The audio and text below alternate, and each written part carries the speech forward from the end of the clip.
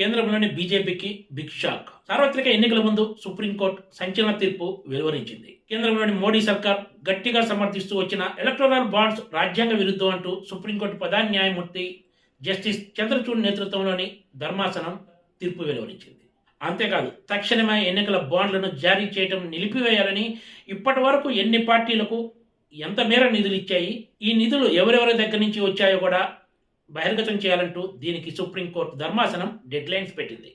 ఎటువంటి వివరాలు వెల్లడించని మార్గాల ద్వారా ఎన్నికల బాండ్ల రూపంలో నిధులు సమీకరించడం సమాచార హక్కును ఉల్లంఘించడమేనని సుప్రీంకోర్టు ధర్మాసనం స్పష్టం చేసింది. ఎలక్ట్రానిక్ బాండ్స్ విధానం చూస్తే ఇది క్విడ్ ప్రో కోకు మార్గం సుగమం చేసినట్లే అవుతుందని పేర్కొంది. నల్లధనాన్ని నిరోధించేందుకు ఎన్నో మార్గాలున్నాయని, ఇది ఏమాత్రం సమర్థనీయం కాదంటూ తన తీర్పులో పేర్కొంది. కంపెనీలు ఇచ్చే విరాళాలను ఖచ్చితంగా బహిర్గతం చేయాల్సిందేనని, వీటిని రహస్యంగా ఉంచడం సరికాదన్నది. ఎలక్టోరల్ బాండ్స్ను దేశంలో ఒక్క స్టేట్ బ్యాంక్ ఆఫ్ ఇండియా మాత్రమే విక్రయించే విషయం తెలిసిందే. ఎలక్టోరల్ బాండ్స్ విక్రయాన్ని తక్షణమే నిలిపివేయాల్సిందిగా ఎస్బీఐని ఆదేశించింది. దీంతో పాటు మార్చి 13లోగా ఇప్పటి వరకు ఎలక్టోరల్ బాండ్స్ ద్వారా ఏ పార్టీకి, ఏ సంస్థ నుంచి ఎంత మేర నిధులు వచ్చాయో వెబ్సైట్లో పేర్కొనాలని ఈసీని కూడా ఆదేశించింది.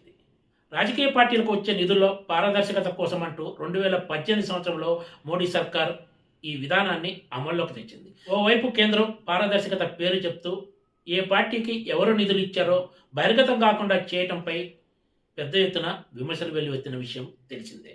ఎలక్ట్రానిక్ బాండ్స్ విధానాన్ని సవాల్ చేస్తూ ఏడీఆర్తో పాటు కాంగ్రెస్ మరికొంతమంది సుప్రీంకోర్టును ఆశ్రయించారు.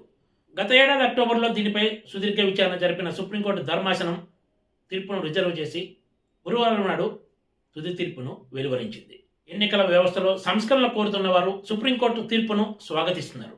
ఎస్బీఐలో ఎలక్ట్రానిక్ బాండ్స్ కొనుగోలు చేసిన కంపెనీలు తమకు నచ్చిన పార్టీలకు ఈ మొత్తాలను ఇచ్చే వెసులుబాటు ఉంటుంది.